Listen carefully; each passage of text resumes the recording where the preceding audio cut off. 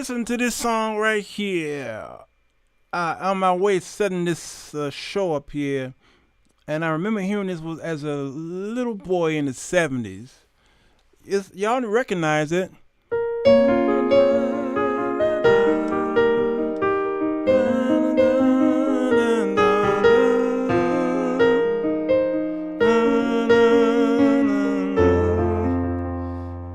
I don't know the melody.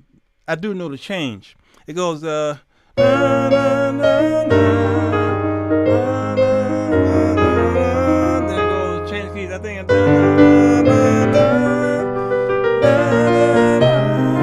I thought it was brilliant when I was young, just learning how to try and learn how to play the piano. All right. Then it goes into that.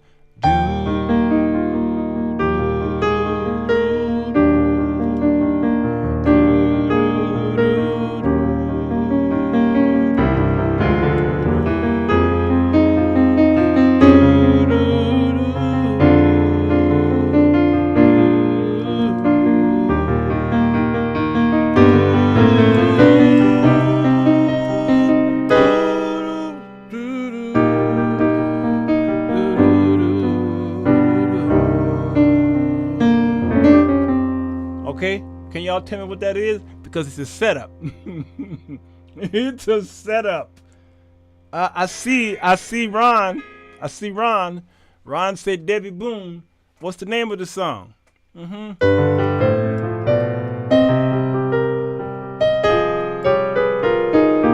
the name of it? Because my auntie felt that it was her favorite song. Huh? Y'all don't know it? Miriam got it. She's got it. She said it's You Light Up My Life. Okay? Why did it take you Christians this long? Huh? Two Christians out of all y'all who were here. Why it take y'all so long? I knew the actor was going to have it. Why it take so long? Let's talk about this in 60.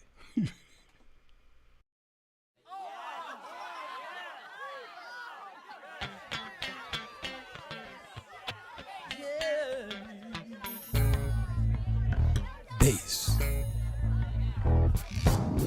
It's the show that will get you thinking, and where the topics are hot. Feel free to comment whether we agree or not, 'cause he's got something to say. Sir Walter Jones. Sir Walter Jones. He's got something to say. Sir Walter Jones. Sir Walter Jones Show.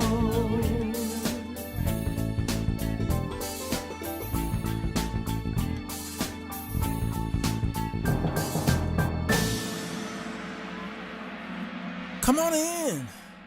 The water's fine.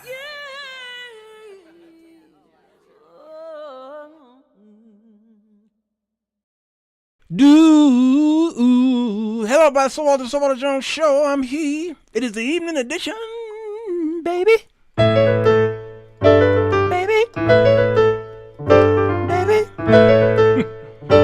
I wrote it down and forgot how it goes. Hey, I want to talk about this pop culture. I don't want to be long because I ain't had dinner yet. It's a Friday night. I ain't had dinner. Usually today is questions and answers. I want to change it around just a little bit because I knew if I put Q&A tonight that y'all gonna be asking about this one person from yesterday. All right. So as I put this post up, I said sometimes I'm amazed at how much the church don't know about the world of pop culture. I'm shocked at the things that are on your TV, but a lot of you have no idea. Okay? And then I says, and sometimes I'm amazed at how much that y'all then borrow from the world. So there's this unequaled, unbalanced thingy that's going on here. Okay? Because either y'all know too much about the world or y'all don't know enough. Okay? All right. And Colette says, great question. I would say yes, she says. Should we know about pop culture? She says yes. to that question, the church needs to be up on trivial matters of the world, because those small worldly things that we thought didn't matter much slipped through the cracks, allowed to come in. She says, no, the church has become a religious and holy social club that makes a lot of noise. We need to recognize those things and stop it at the front door, not the person, but the worldly that comes with them. She makes a great point here, a great point. And then Sherry Lynn says, listen, the church don't need anything else on its plate to deal with until it first deals with the sinful going on from the pulpit to the pews. Okay. They both got some points here, but I'm going to lean more on Colette's point. Blessing to all of you out there. Angelia, blessing to you. Corey, good to see you. Kim and Jerome and Alfred. A lot of y'all who are here, Diane and Renata. Okay, there should be a well-balanced diet that the church should have. Do y'all don't believe that Jesus was not aware of what was going on amongst the Roman Empire, the Grecians, that Asia Minor? You don't think Jesus didn't understand what was going on culturally, especially among the Jewish people? You don't think he understood what was going on with the Sanhedrin, which was the political governmental body of what was going on there? The Sadducees and the Pharisees. Come on now. You don't think he didn't understand the news of the day? Did y'all not remember him being in the temple? And they were amazed by his knowledge, and he was asking a whole bunch of questions. It's not that they were amazed by what he was telling them. He was just asking a whole bunch of questions. So he was asking questions that a learned person would ask. And so I can tell by sometimes some of the questions that y'all ask that some of you are very learned. It is not, no question here is a silly, stupid question. No such thing on the Sirwalterj show. But I can tell by how y'all ask certain questions that you've been someplace. He understood the streets. And so he knew how to talk to people depending on the streets. To the point where the disciples were upset with him because he was doing what? Can y'all put it in the comment section? Put it in the comment section. What was Jesus doing that upset the disciples and the Pharisee? What was Jesus doing in the streets? In the streets. What was Jesus doing? What was he doing, y'all, that got him in trouble? He said that he was Lord. Yeah. Well, not that one. That did get him in trouble. Thank you, Denise. There you go. He was eating with the sinners, talking to those kinds of people. Yeah, eating dinner with the sinners. There you go. Hanging with the poor, Lloyd. Good to see you, Lloyd. Yes. And that too, Jackson. He was healing on the Sabbath. Yep. He was talking to the woman of Samaria. He didn't discriminate. April, good to see you, girl. Yes, there you go. So, unfortunately, though, the church today do not hang with the sinners. Y'all like, we were told not to. This is true. You were told to be ye separate, be holy, sanctified, set apart. True, but unfortunately, you took that the wrong way. That don't mean that you mesh in with the world and do what they do. As a matter of fact, that same Jesus said to be friends with whom? Can y'all tell me? Huh?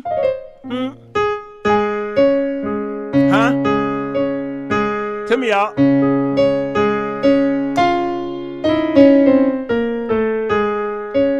I'm writing.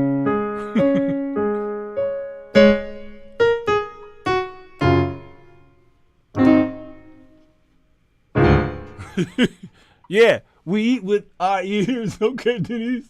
The world. Sinners, the world. Yes. What was the word that he used, though? What was the word that he used? What was the word? Poor teaching and not studying the Bible, yes. Now, Rob says come from among them. True. But we got a problem with that, though.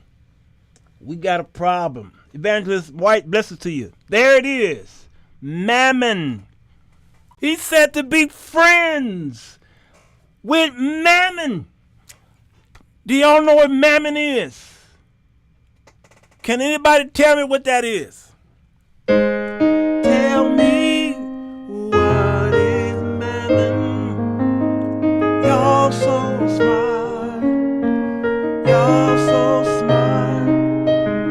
Tell me what is mammon. Okay, Denise says Monty. Jerome says all mankind. Nathan says money. Pecan says wealth. So was he talking about being friends with money, like that green stuff? Or is he talking about being friends with the system? Or is he talking about being friends with those who are wealthy? Help me out, because does it make sense that Jesus would say be friends with money? I don't understand. I don't understand where y'all coming from. What does it mean? Okay, because when he gave his parables, he didn't talk about then now. And 2 men were in the temple, and 3 men were in the synagogue, and 3 guys were before the Lord. Notice when Jesus made parables, most of them was dealing with something outside. Wait a minute. Of course, the people that are wealthy. That's why Jesus turned over the tables. He knew. Okay. Did you just push that in there, Sims? Notice his parables. His parables did not deal with people inside the temple, the tabernacle, and priests and Levites. One of the only times we saw that he talked about the priest and the Levite was when he was rebuking them. Oh, in the parable. Do you remember the parable of the Good Samaritan? Y'all remember that? You remember that? Good to see you, Marlon McDaniels. The Good Samaritan, you remember that?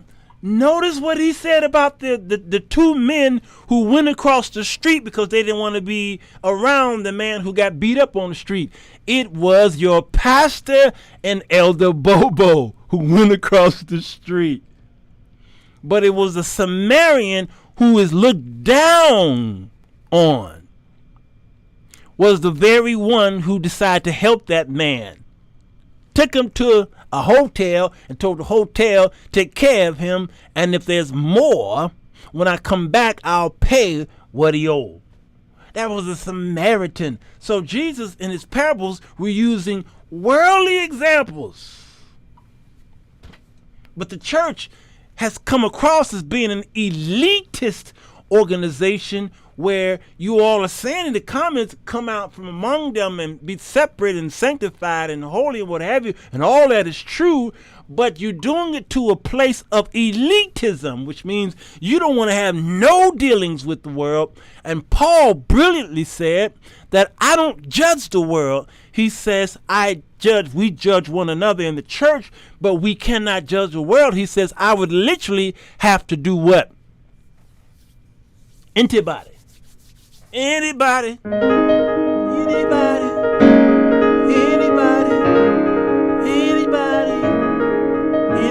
got the answer? Anybody got associated with the world but don't conform. That's it, Alfred. There you go, S. Johnson. He said I would literally have to leave the world. Come on, Pastor Tony. Yes, there it is. So we have become so built up to ourselves, Monica, good to see you, Kincaid, that we are so holy, we worship and praise amongst ourselves in our churches, to the point to where as we leave the church, we leave the house, on our way to church, we pass by all of the world, folks. We pass by the prostitute on the street, the pimp, the drug addict, the poor, the hungry, the homeless, the motherless, the fatherless. We passed by a whole bunch of places, okay? The orphanages and the jails. We passed by a whole bunch of folks just to get to church. That's what we do, just to get to church, and then close the door. And some churches lock on Sunday morning. They lock the doors literally, so they can praise God. And then once they dismiss, they repeat their steps leaving. They ignore everybody. Even when they go to the restaurants, they ignore everybody that's in the world, and they even go to the restaurants amongst themselves, not offering to feed nobody. Bridget Pickett, it's good to see you. There you go. We're holier than thou. This is the problem. So at home, then you sneak to learn some things of the world, depending on your home. So when I was coming up, my home was different. My father introduced us to a lot of worldly stuff, worldly music, worldly entertainment.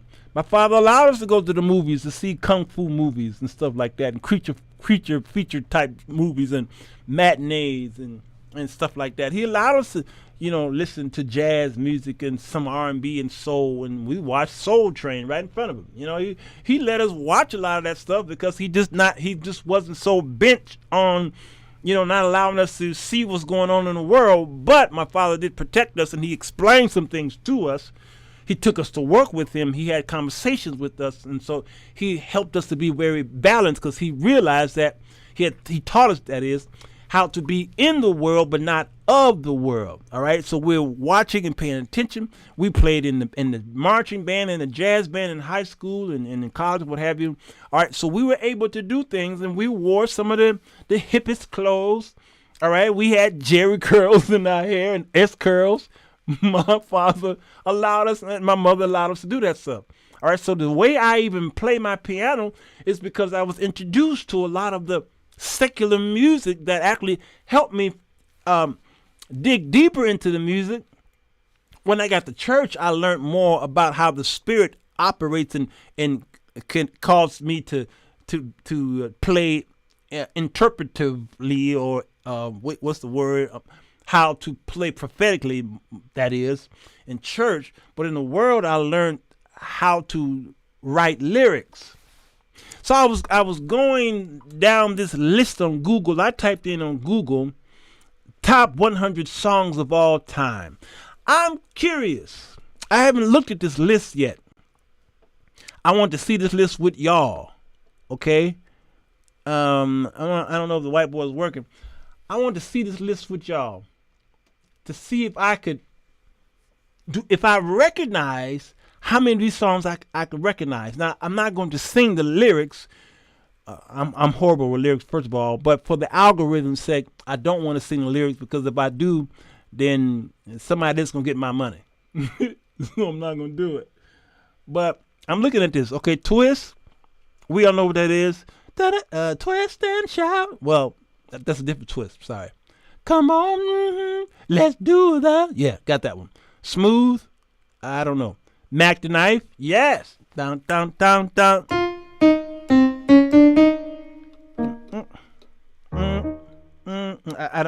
Some of these I don't know how to play.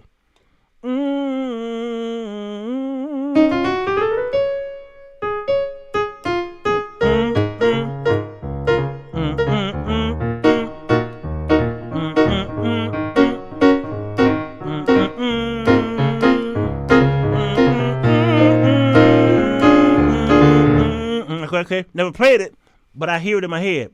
Uptown Funk, okay, we know what that is. Saturday Night In and something. Don't Believe Me, just, yeah, we got that. How Do I Live? I hear it, but yet I can't hear it. Party Rocks, some of these are brand new. I don't really, well, that's 2011, so I don't know. I Got a Feeling, hoo, I know that one. We know that one. Okay, listen.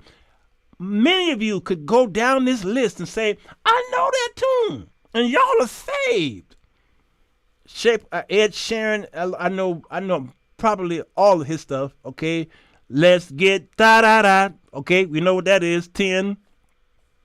I just played 11. See, it's on this list. Had no idea that was on the list.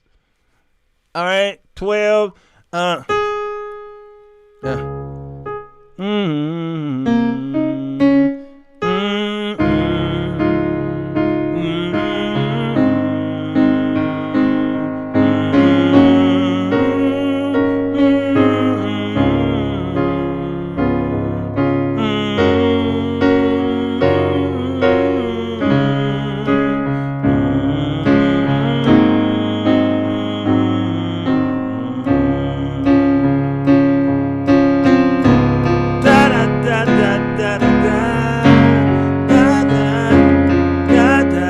I never played it before.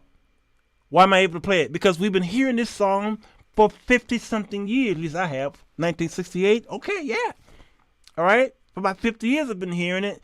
And it just became a place in your heart. All right. Closer. Don't know what that is. We Belong Together. Y'all may know that one.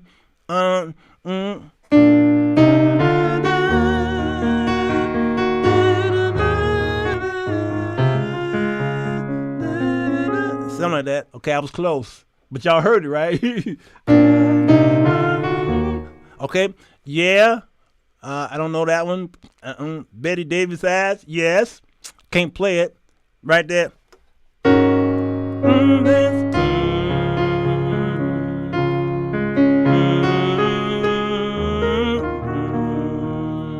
Okay, something like that. Okay, not doing it. Tonight's the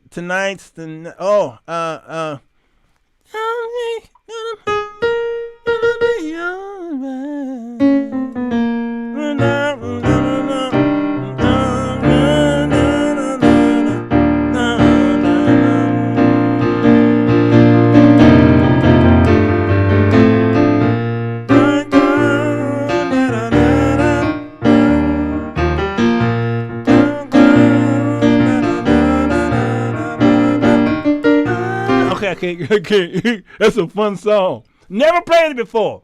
I said, how do I know that? You remember from me? I don't know that one. Brian Adams, everything I do. Everything I do.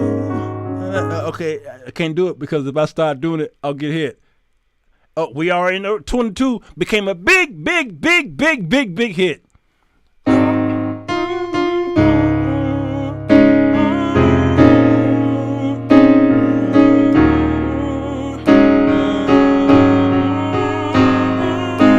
And I was saved in 1994. Why do I know that? I was saved. I don't know 23. Le Freak. Okay, you got to have a band to play that one.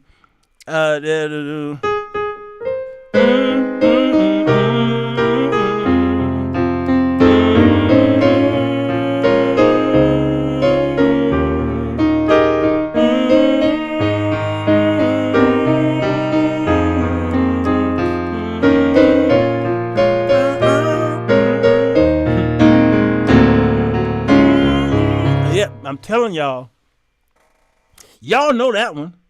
26.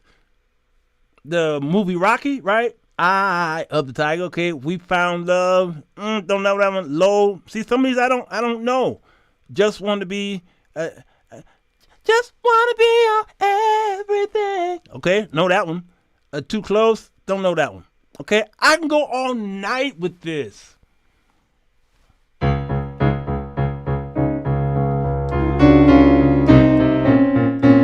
Okay, let me break that tape.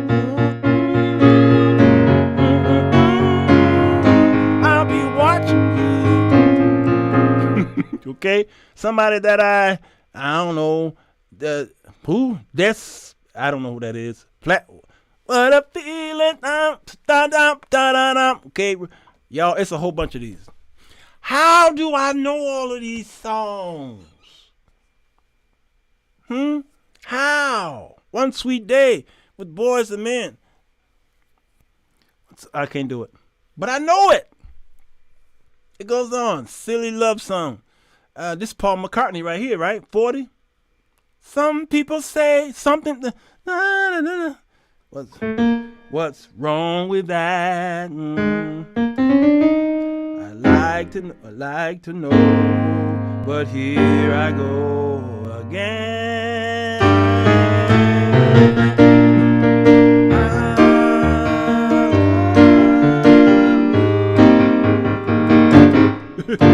Come on, y'all. Wings was one of the greatest groups of the 1970s. One of the greatest groups. Let's get. Oh well, y'all are. If you're black and don't know this one, don't know where you were. Night Fever, absolutely. I know that one. Another one, Bites the Dust. Okay, bam. Okay, know that one. Say, bye, bye, bye. We know that one. How do you, man? Listen, y'all. Oh my, right here. I am around you.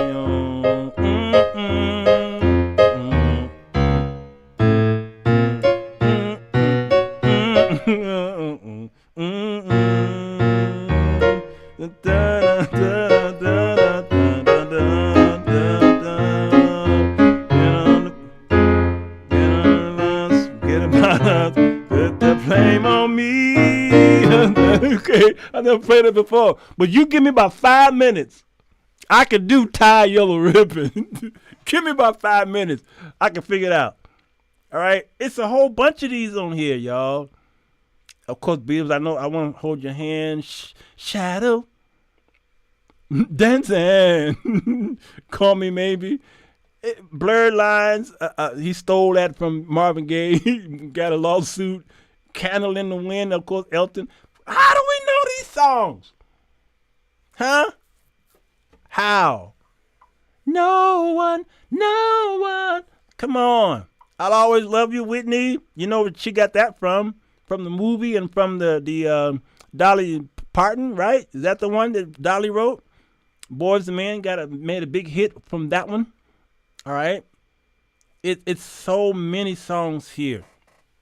All right. But how do I know all this stuff? Is because I'm not as close as y'all are. Uh-oh, I done froze. And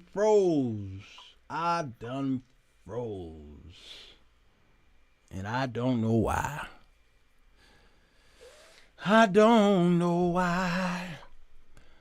When I come back, y'all, for your YouTube froze, Facebook froze, if it unfreeze, then we'll come back. But right now, it done froze. So maybe that means the show is over. For those of you who are still here, maybe the show is over. But it definitely froze. For those of you who are still watching, how y'all doing? How y'all doing? 'Cause I froze. Must be my Wi-Fi. I froze.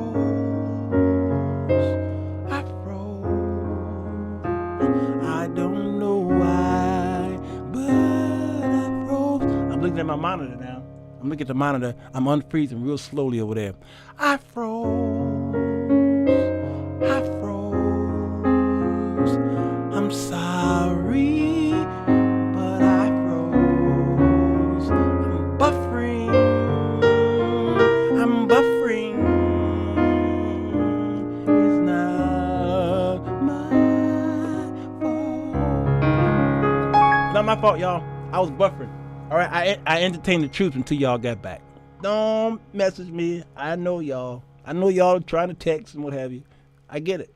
I'm watching the same monitor y'all are. So you got to text me. All right. So how we can end this. Let's try and end this so I can go and eat. So we can talk about pop culture.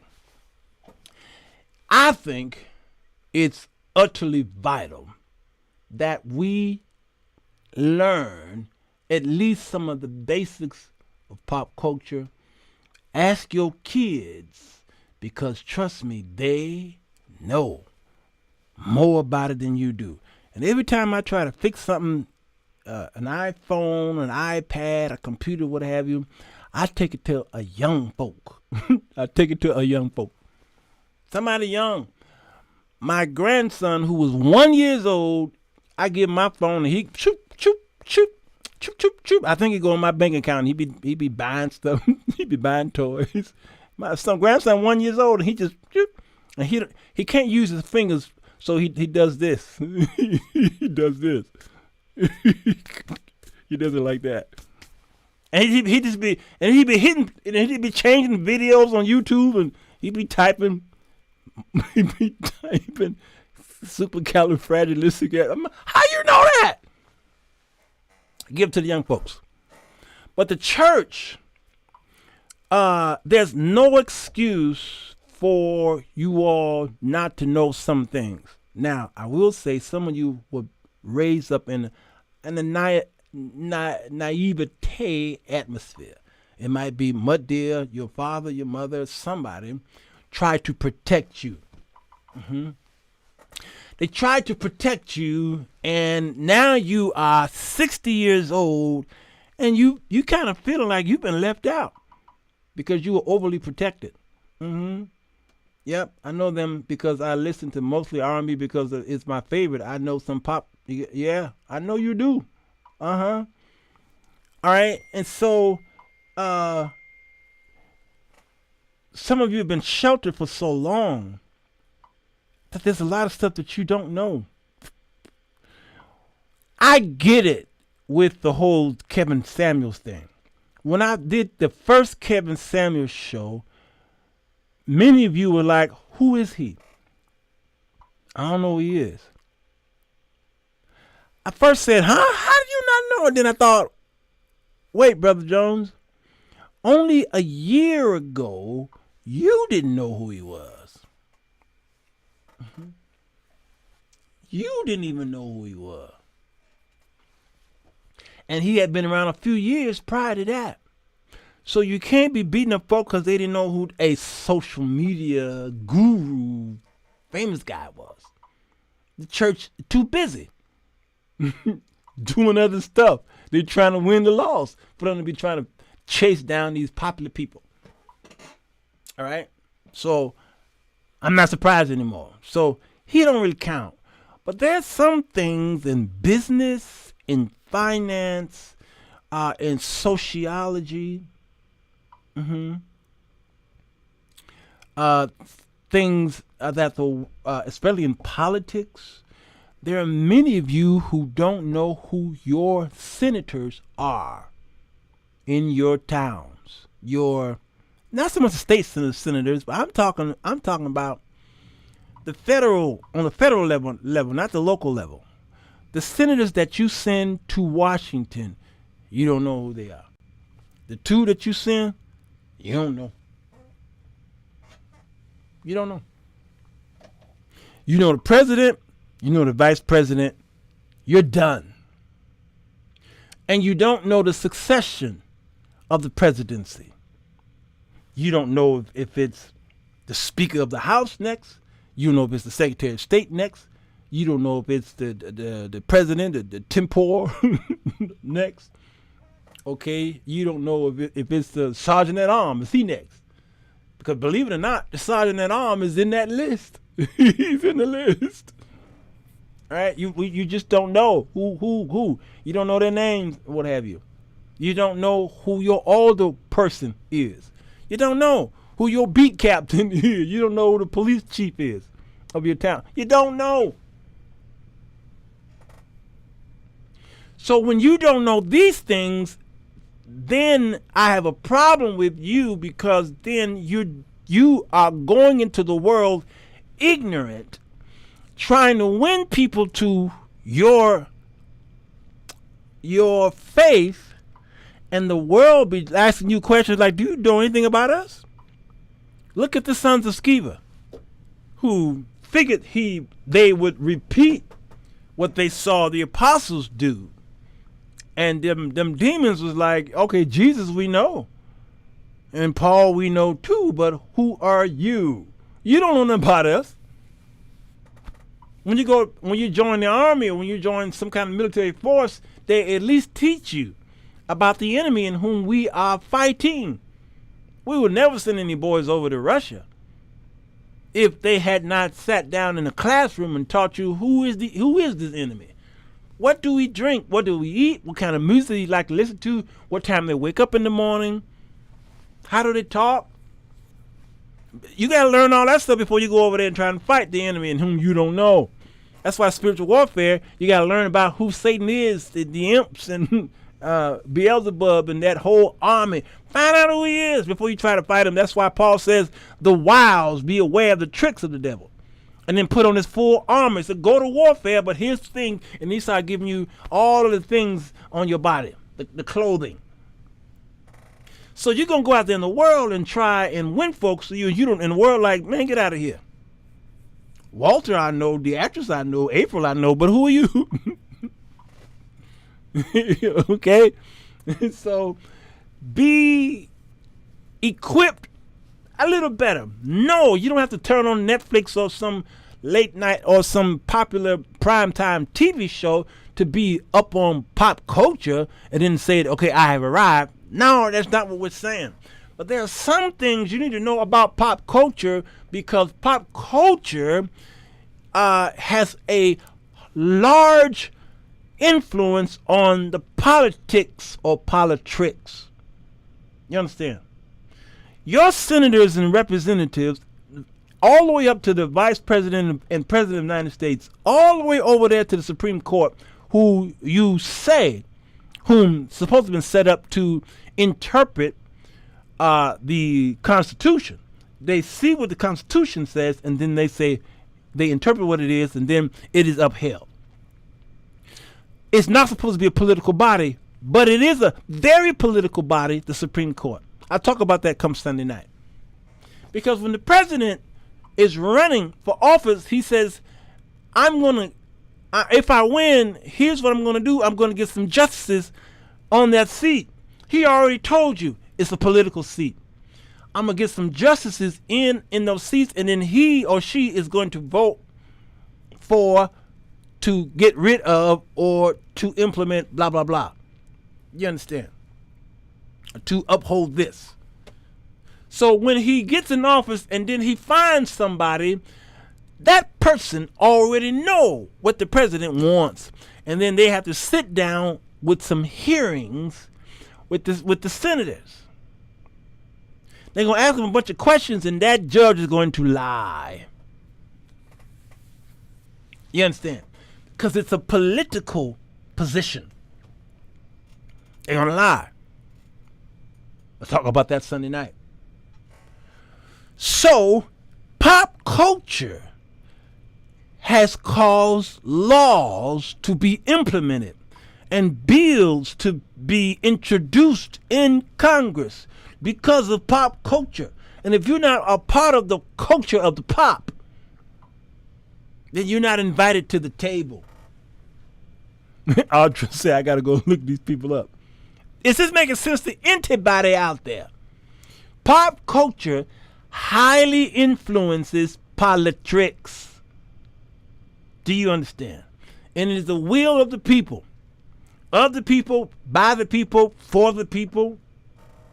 You understand? Which is a lie.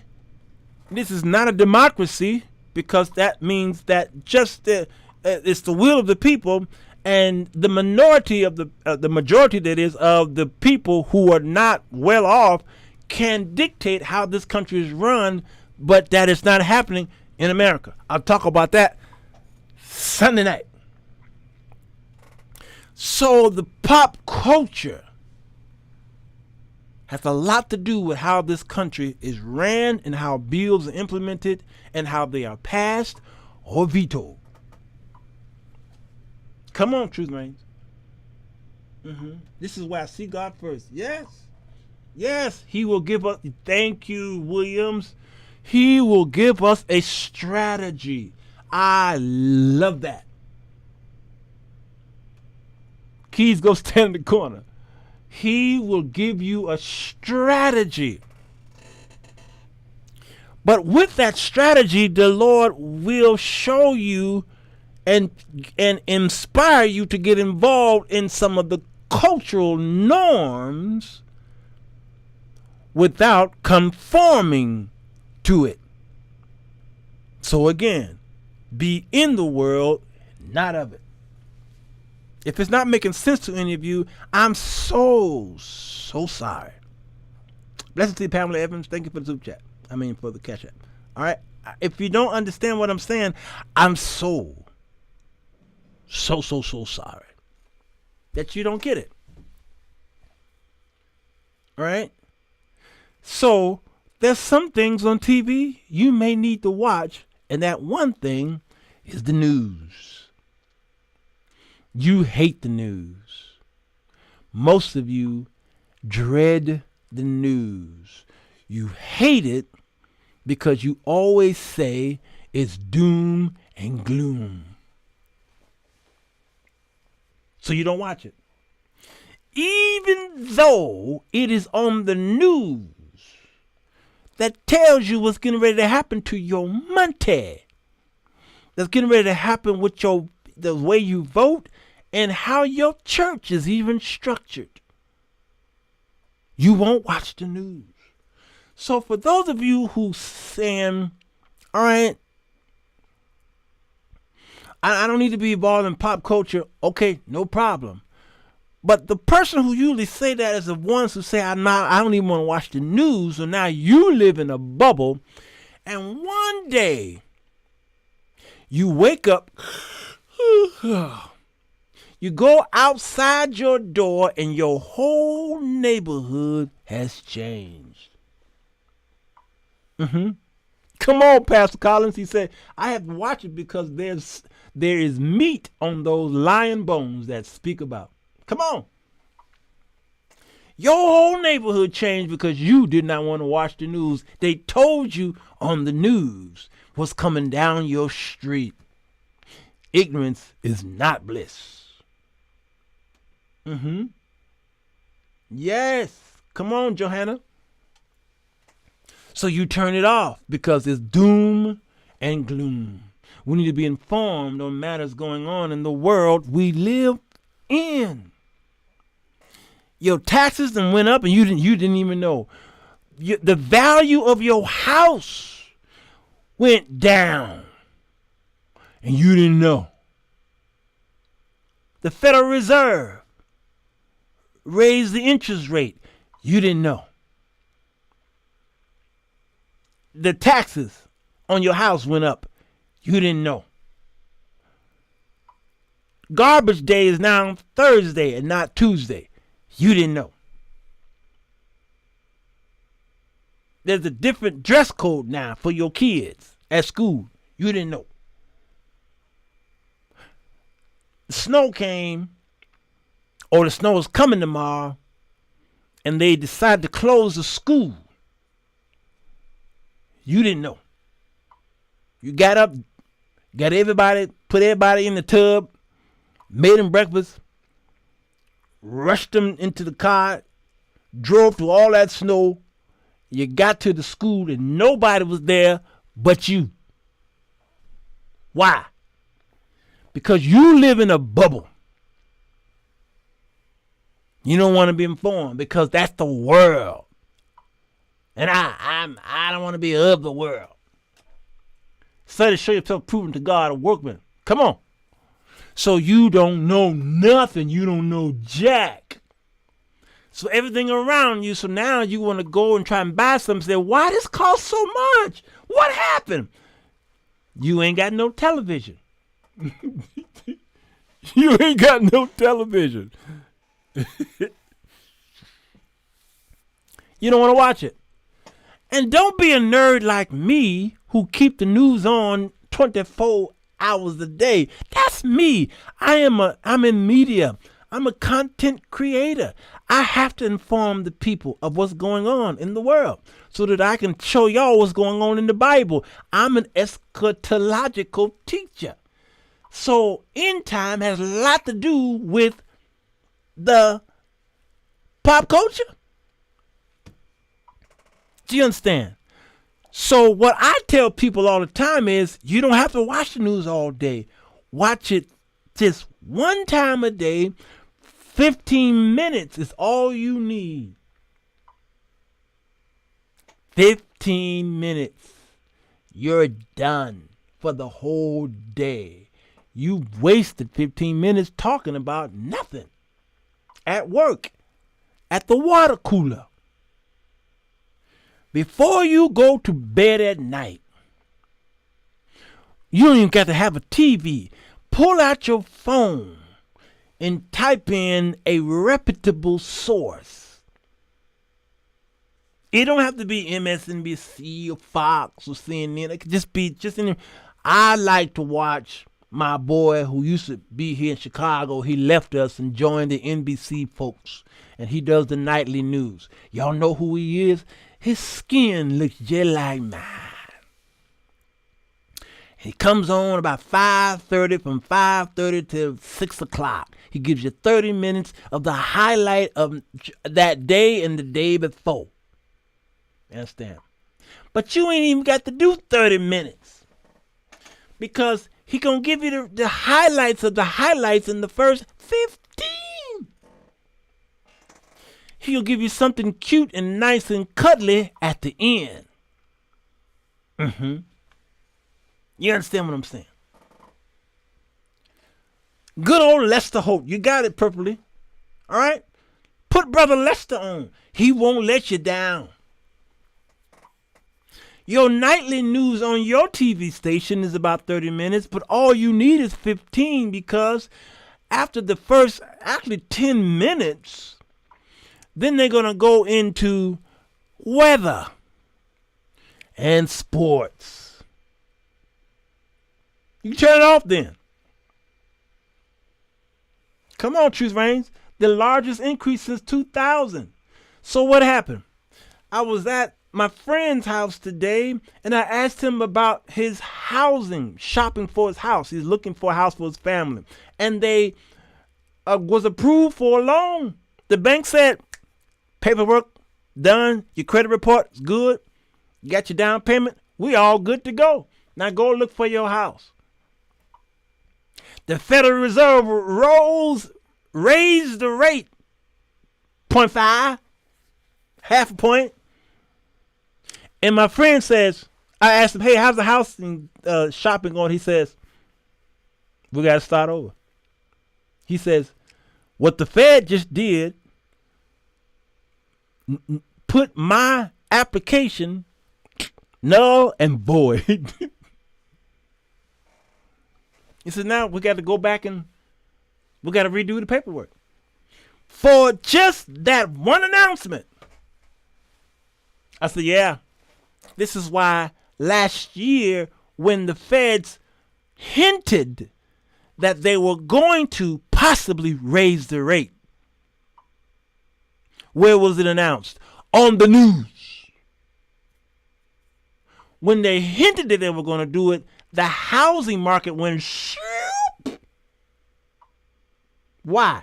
Because people were running looking to buy houses and do it now before the rate go up, because the rate going up is affecting you new loaners.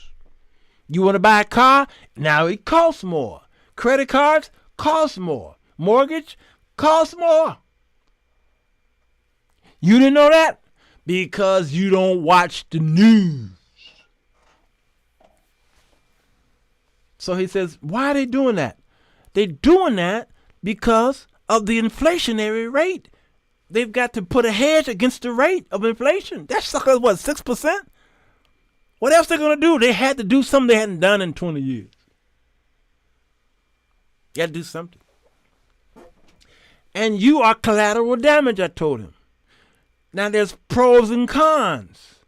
The ones who are trying to get a new loan, it's going to cost you more. But can y'all tell me who is going to benefit? I'd like to know. Who is going to benefit, y'all?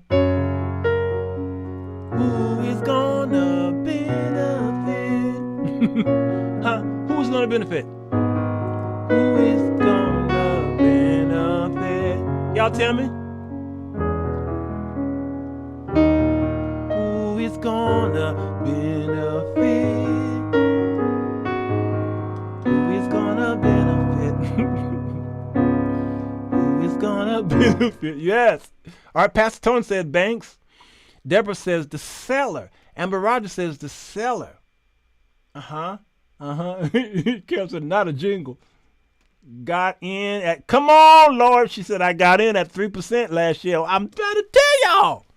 And Lloyd, how did you know? And what about the investors? Did y'all see what happened to the stock market? When the announcement went forth, the market rallied. But the very next day, which was that today or yesterday, plunged over that news. So who does it benefit, y'all?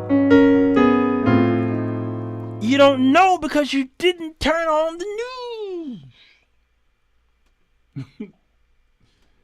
They pulling their hair out right now. Stocks are on sale right now. Everything must go. You wouldn't have known that because you don't want to watch the news. Bernie says banks and all rest but us. I'm going to do good. Whoever got debt credit cards, yeah. I do not ever worry about when the feds raise them rates. I don't worry about none of that stuff. I don't worry about that stuff. I don't. Why? Because I know how money works. Money works for me. I don't work for money. The feds can do whatever they want to. I don't. I find an advantage to whatever the Fed's going to do. The inflationary rate, I find a way to make some money when folks are crying. This is what Warren Buffett said. When folks, what can y'all tell me in the comment section what he often say about the stock market when people are fearing? Can y'all put it in the comment section? I leaned on that strategy for many years and didn't even realize that I was leaning on the Warren Buffett strategy. When all y'all are jumping out of windows and fearing and running and to and fro, I say, here's my opportunity. Here is my advantage. I'm going to ride the back. And doing that, I'm going to pull folks up with me. I'm going to pull them up. What do he say, y'all? I like to know. That 12, that 0.5% is a killer. And 0.5% true brain sound like that's just a little bit. Man, do y'all realize what that is going to do? It is wise for investors to be fearful when others are greedy, and greedy when others are fearful. Did y'all get that? When everybody's jumping in, not me. I sit back and wait.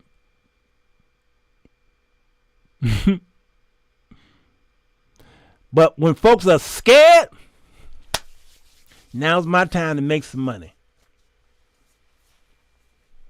The investors are winning. I finally get the answer. You only die if you jump off the roller coaster. Come on. Write it down. Write it down. There you go. The market always recover. Always. Always. And in the market, what goes down must come up. I ain't talking about every company. Now, all sectors eventually will, I'm not talking about individual stocks. I'm talking about index will always bounce back up. The index is a rubber band. Unlike your checks that you write, the index is a rubber band.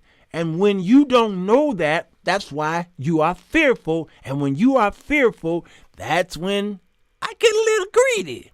Okay, well, there's more for me. And how did I understand all of that stuff? I turn on Fox Business, CNBC, Bloomberg, the stock market reports, the Wall Street Journal, go to Amazon, buy a book. The system has worked this way forever. Black people are finally jumping in this thing and it's scaring white folks. It's scaring white folks. Because when black folks jump in stuff, y'all jump in real hard and then you jump in sloppy. And because you jump in hard and sloppy, there goes the neighborhood effect. And then guess what? These white folks start pulling and then they start regulating. I don't think y'all getting this. I don't think y'all getting this. I don't think y'all getting this. I don't think y'all getting this. When a whole bunch of black folks jump in, you make white folks scared. And then guess what? They're going to come together in Congress, meet, and they're going to regulate whatever y'all jump in. Y'all better hear me. You better hear me. Warren Buffett has continually stressed the importance of investing, yes, in yourself as a means to success. Big ups to you, Jeffrey. Yes, I lost some funds, but I'm staying in. Yes. Black folks need to jump into this thing like they jump into sports and dominate. Yep, we can do more than athletes. Come on. What's that word y'all often use? The monolith? We're more than that. We're more than that. Life insurance options. And that's true, Keys. The stock market was never intended for us. That's true. But now that we are getting smarter, it's there now. They're not going to get rid of the stock market. They're not going to do that. But y'all better jump on this. And even with that whole life insurance thing, Lloyd, don't get trapped up even in that, because somebody going to try to sell you a whole life insurance policy plan. And I am, what's the word I use, Truth Reigns? I am vehemently against whole life. I am vehemently against whole life. I am vehemently. You can't say the word and play at the same time. It's difficult. I am vehemently against it. Nope. I'm an investor. Cha-ching. Yep. You just reminded me of the Little Rascals singing that. Right. All right. Jerome asks why. Can somebody on here tell me why no whole life? I'm sorry for those of you insurance agents out there. I used to be one.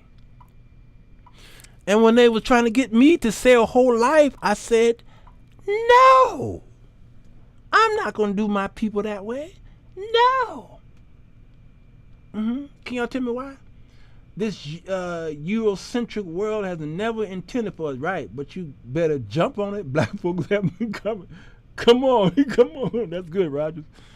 Can somebody tell me why not whole life? Because there's different kind of insurances, and they're called products. They're called products.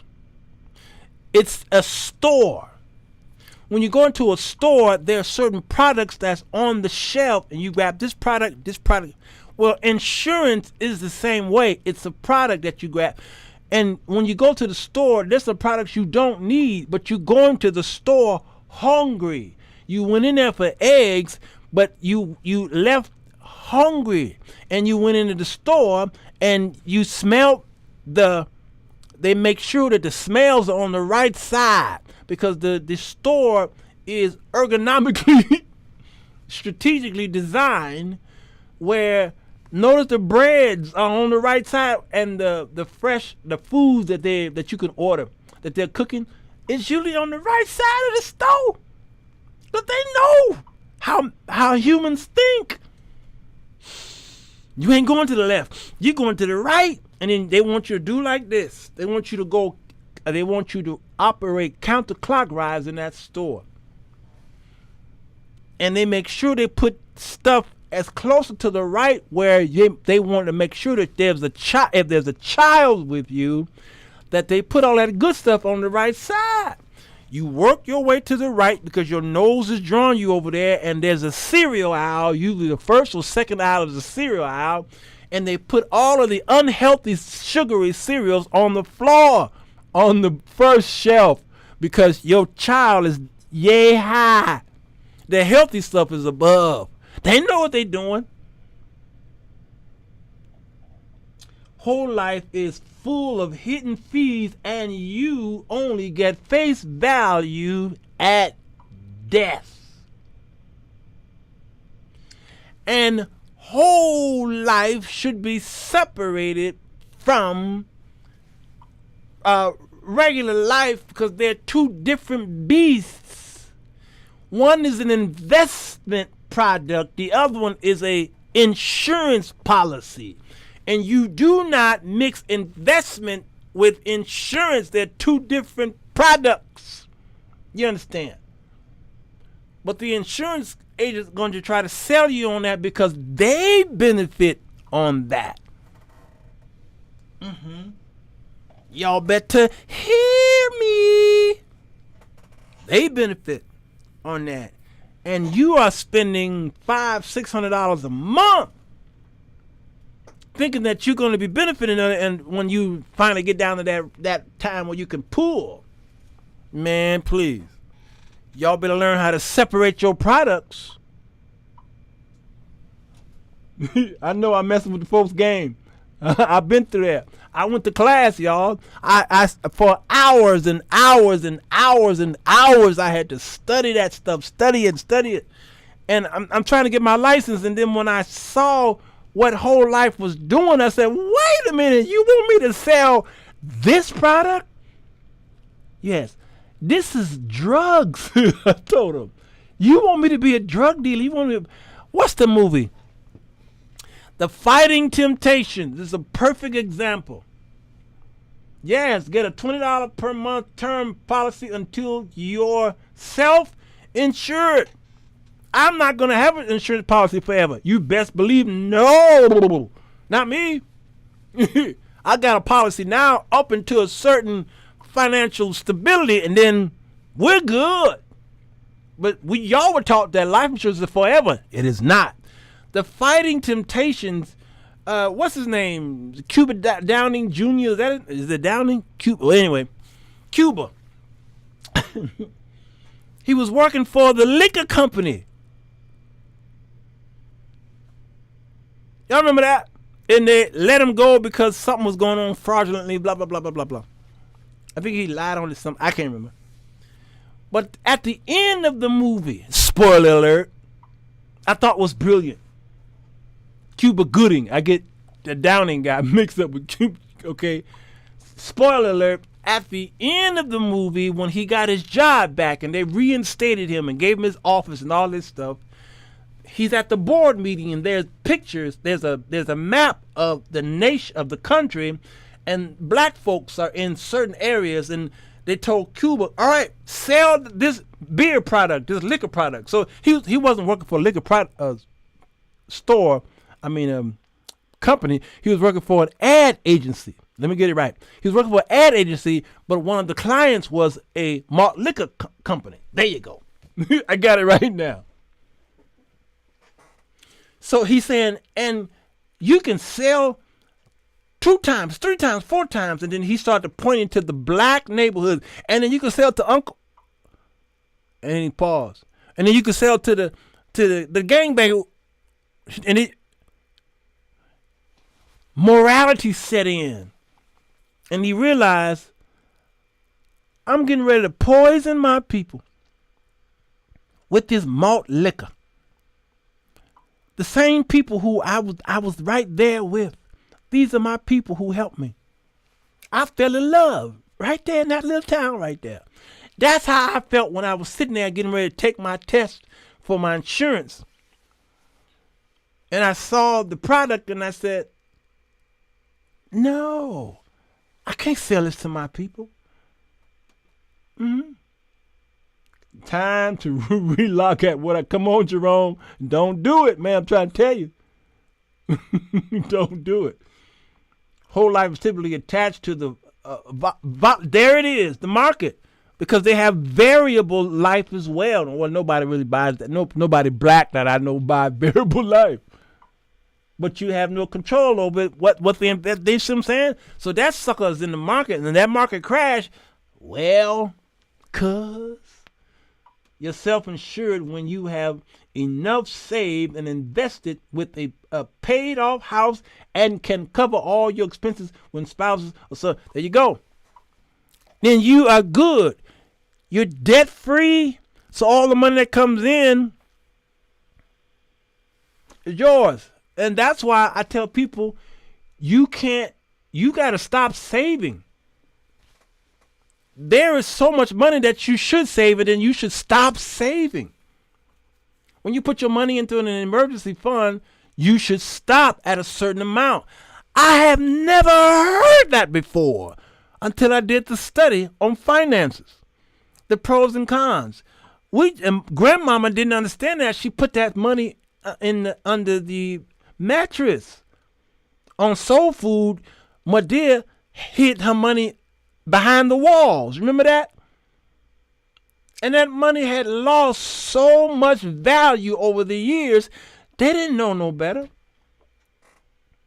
So you save up a certain amount of money and then stop saving. And be strategic with your money, and then you've got to now make your money work for you. I wouldn't taught that. Buffett typically considers only companies that have been around. Yeah, I'm with him on that.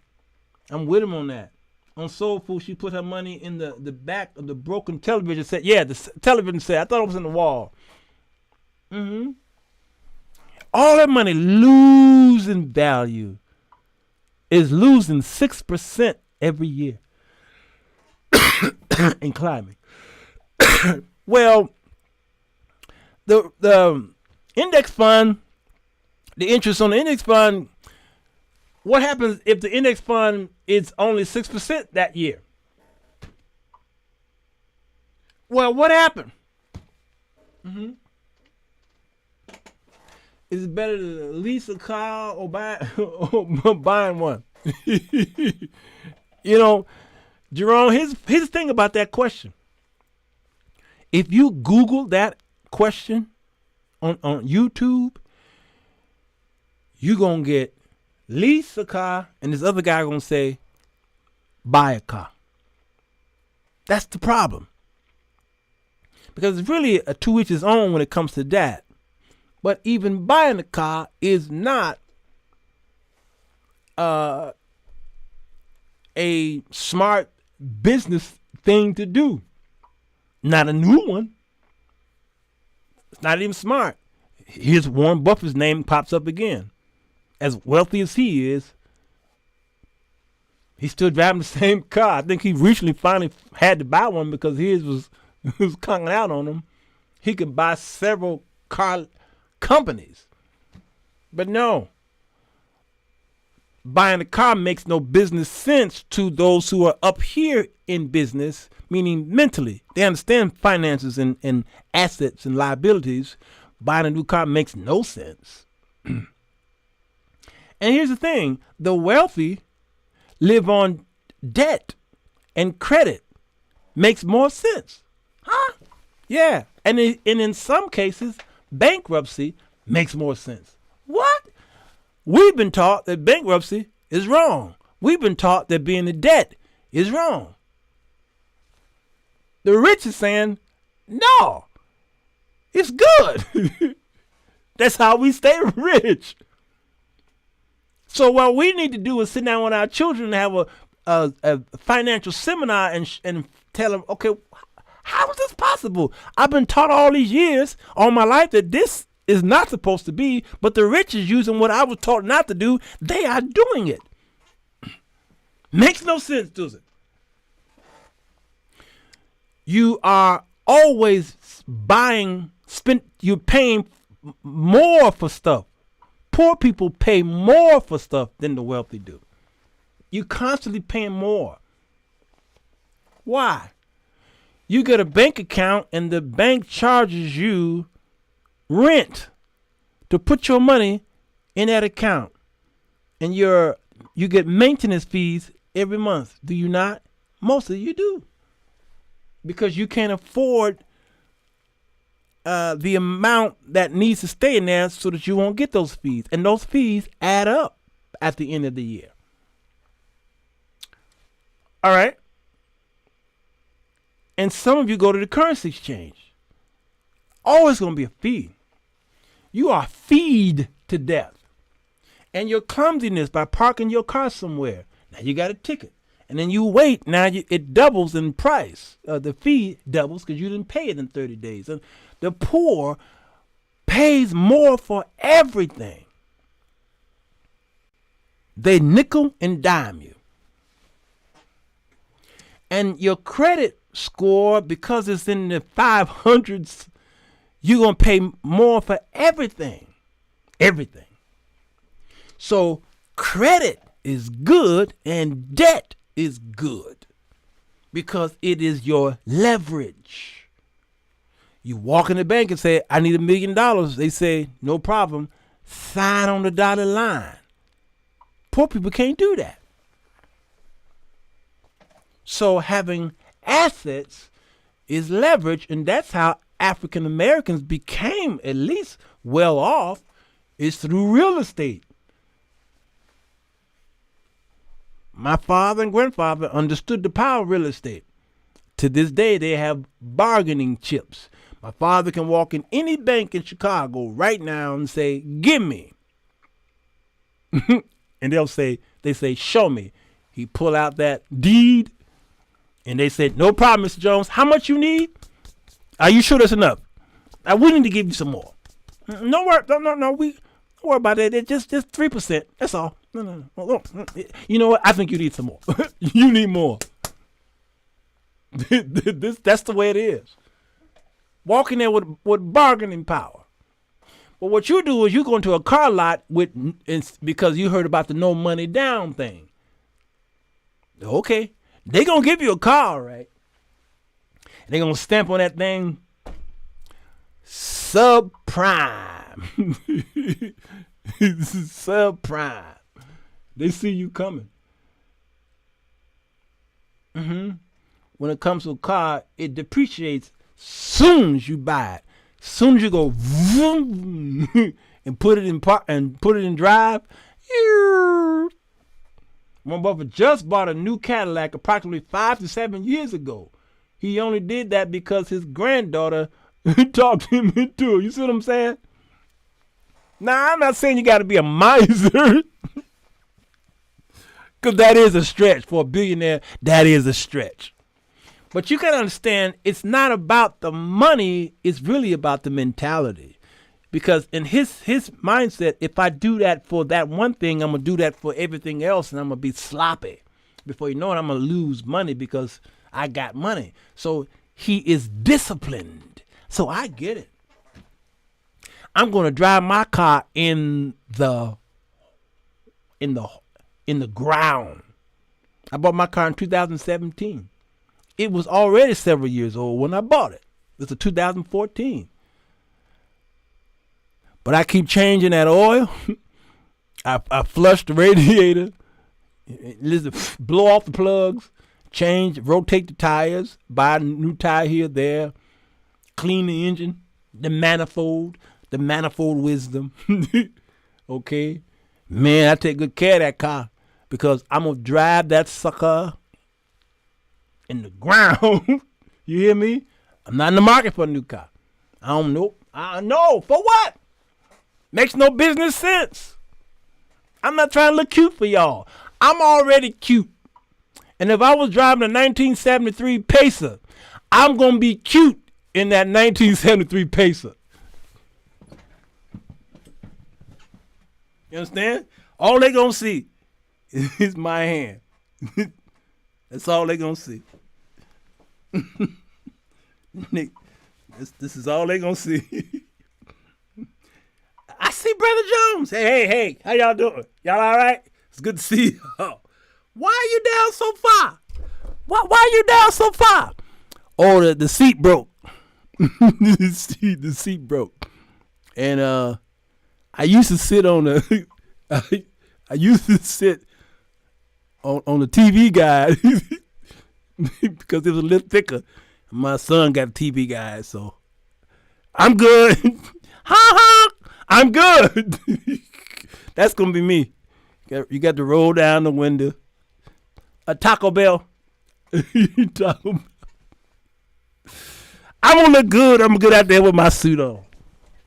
I'm good out there with my nice 3-piece suit. Are you all right? Yeah, I'm good. My back is out just a little bit. That Pacer, whew, it'll work your back. But I'm good. And I gotta walk like this because I had to drive to church, y'all. I had to drive to church in my Yugo. Hey, Tony, I had a Yugo, brother. I had a Yugo. It was a 2-door Yugo. I had a 1993, I think it was, Yugo. Now, as y'all know, a Yugo is literally this big. All right. Now, the picture has not, this picture has not been manipulated. This is how big a Yugo was. That thing was so dangerous, Congress had to pass a law and say, get that thing off the street. Because I would pull up to church in my Yugo and get out and take my bag, them shopping bags, and I would pick my Yugo up and stuff it in my bag. Oh, man. Good old Yugo.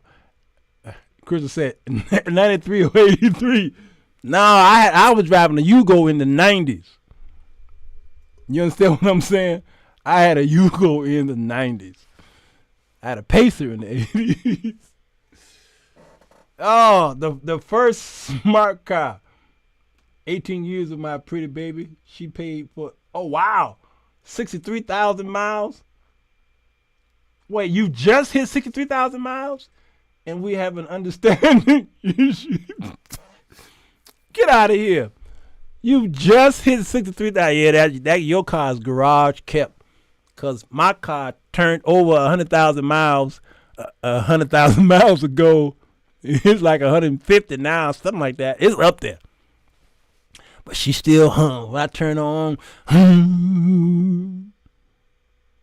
said, hey, baby. She said, hey.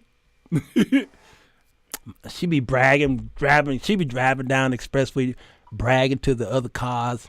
My man take good care. Oh, baby. That's what my car be doing. When I hit her like that, my car be like, all right, man. All right, man. Hey.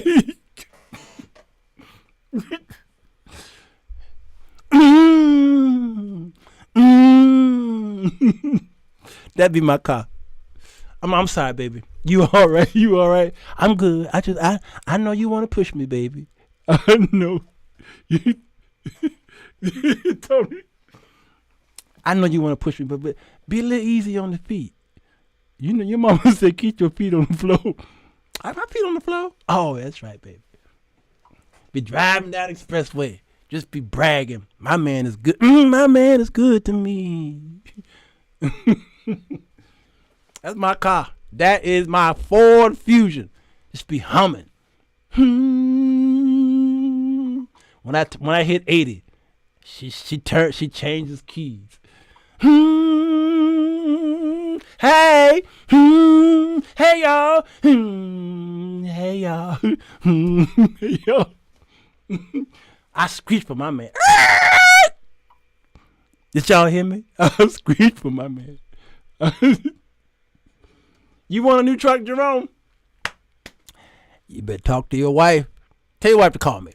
Tell her to call me, because you got to get my permission and your wife's permission. I got to protect your money, Jerome. The Flintstone mobile. Oh man, let me go. I just thought I'd have a little fun with y'all today, because y'all was so gloomy today. Y'all was gloomy.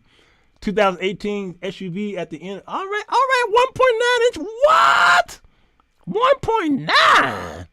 The Lord has been good to you, April. Lord. The General Lee. What, Margaret? Okay. I would show y'all a picture of all my cars. All the cars I had. But I don't I do that later. I've had some. My first car was a 1976 Chevy Chevette. I called it Leprosy.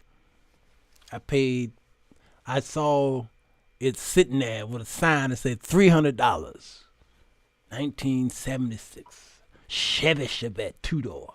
Oh man. Oh, I want that sucker. I was fresh out of high school. Whoo, I want that car so bad. I wanted it so bad. It all kind of rust spots everywhere. I ain't care. I wanted to do something. Brag.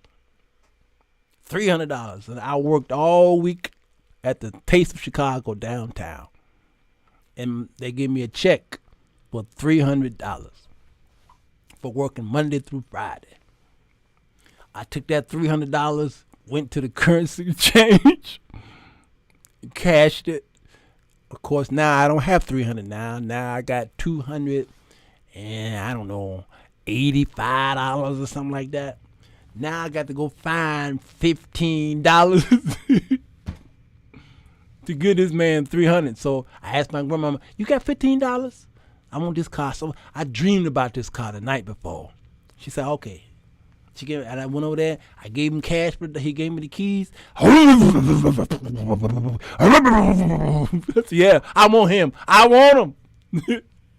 And I drove it off the lot, and then I realized, wait a minute.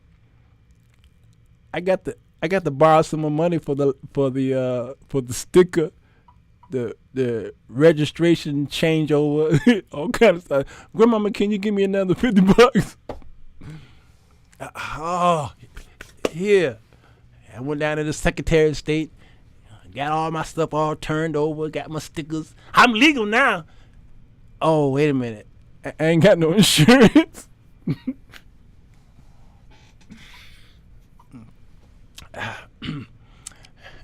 Grandma, here, boy. I went down there to get legal with Eagle Insurance. Went out there and got me some liability insurance because I was so young. It was expensive. I was like, you want full coverage? No, I can't do full coverage. No, we don't do full look. I said, look out the window. They like, where your car? That's nice. I said, no, look to the left. They like, oh, yeah, liability, please. Give me some liability papers. He can't afford it. So he signed me up. I'm driving down the street. Hey, everybody. Oh, man, I ain't got no gas. the light was on. I pulled up with my grandmama. My grandmama said, "No, you need a job. You need a job." I'm telling y'all, I had a rough time. And after that, I got me a Chrysler Cordoba. I saw a commercial. Carlos Montalban, is that his name? And Tattoo. The plane. They was doing the commercial. The Chrysler Cordoba. My selling price was, it had Corinthian leather. Oh, I've always wanted Corinthian leather. Always wanted that. I don't even know what it is, but I want it so bad. And I got my Chrysler Cordoba. And that thing was the worst car I could ever drive. It was smooth, but when it broke, it broke. And then I realized as I did the research, ain't no such thing as Corinthian leather. I saw a documentary that said the Chrysler company created Corinthian leather because it sounded luxurious. So they came up with that name. It was cheap. Corinthian leather. I got better after that. I started really. We can talk about that later. A 76 Chevy Nova? What, Kim? You were doing good. That Nova drove pretty good. But that Nova, my friend had a Nova. Ford Granada. And the Granada folks, some of them said it's a Grenada. Yeah, they lied to you. It was old cowhide. Oh, man. Archer, you paid $750 for... What? You was wealthy. Wow. Yeah, Albert, it was selling points for the church folks because Pastor had one too. Corinthian leather. 1969 dark blue Mercury Montego. Oh, 19, I paid 50 for it. Wow, her name was Blue Bomber. Blue Bomber. I love me some leprosy. Leprosy was good to me. Of course, now I got the Sirwalterj outside, and she's sweet. She's sweet, I know. She's sweet, I know. Going around the curves. She's everything. What? Oh, my cars throughout the years. There it is. Now, how do I pull that up? I can't even pull that up. My cars throughout the years. Oh, here it is. All right. Let me show y'all my cars throughout the years. And then I'm going to let y'all go because I know y'all tired. Y'all so tired of me. All right. Hold on. How do I do this? I'm going to show y'all my cars throughout the years. Through the years, I never something. All right. Let me show y'all. Here are my cars throughout the year. All right. Hold on. Let me start at the beginning. Okay, it's not it is in the same order. There's my baby right there. Now this is not mine, but this is the same kind that I had. There's that. This is the 76 Chevy Chevette. Okay, if you go to my wall on 2018, October 2018, you'll see all of my babies. Okay, you type that in. There's my baby right there. Then come on, that was the Ford, y'all. This right here, that wheel kept coming off while I was on Expressway.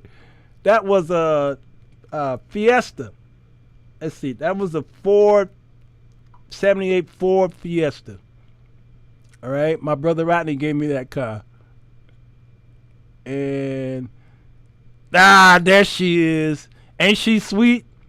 Woo-wee. Corinthian leather. That's my baby right there. Who's next? Oh yeah. Then I had this Dodge. What is this thing? Hold on. Let me look at that. What did it say? That was the Pontiac Grand Am. I crashed her and left a gaping hole in the front. Never got it fixed. All right, so that was the that was the Pontiac. And then I bought another Pontiac Grand Am. Didn't change the oil, and the engine locked on me. That's this one. That engine locked. Oh, but that's my baby. I love to drove her all over the world. And then, this I call the ship.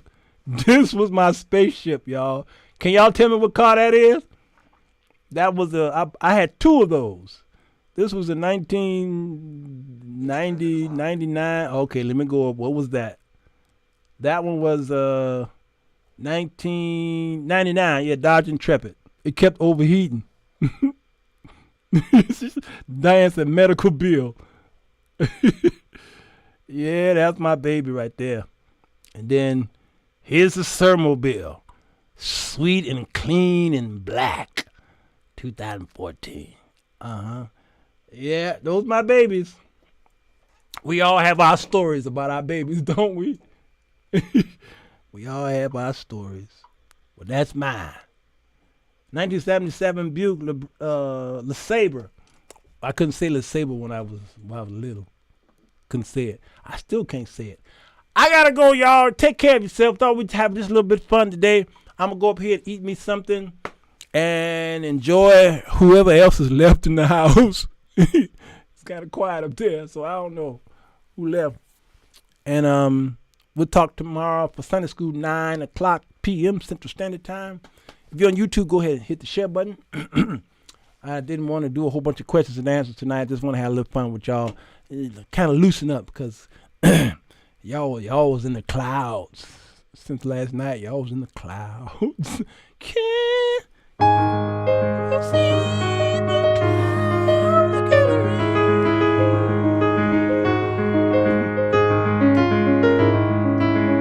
Don't let it be too late. All right. See you tomorrow. Bye-bye. Bye-bye. Bye-bye. I'm in a quagmire here.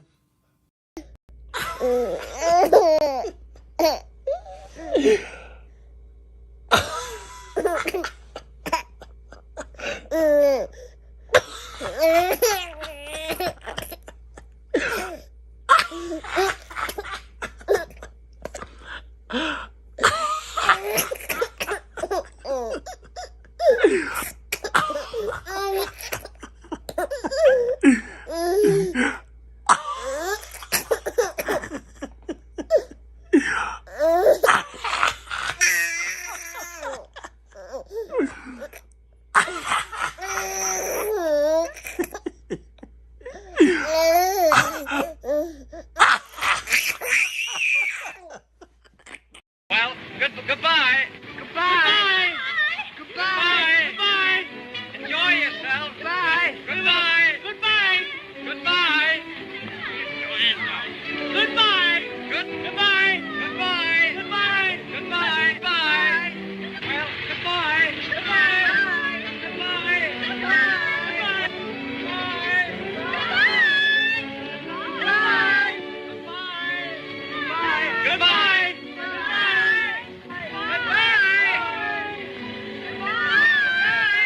Goodbye. Goodbye. Fellas, does it seem like you can't get a good woman?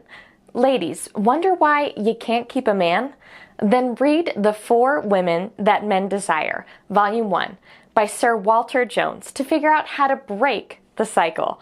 Go to Amazon.com to get your copy today. It's 10 p.m. Do you know where your children are? Sir Walter Jones Show. Goodbye.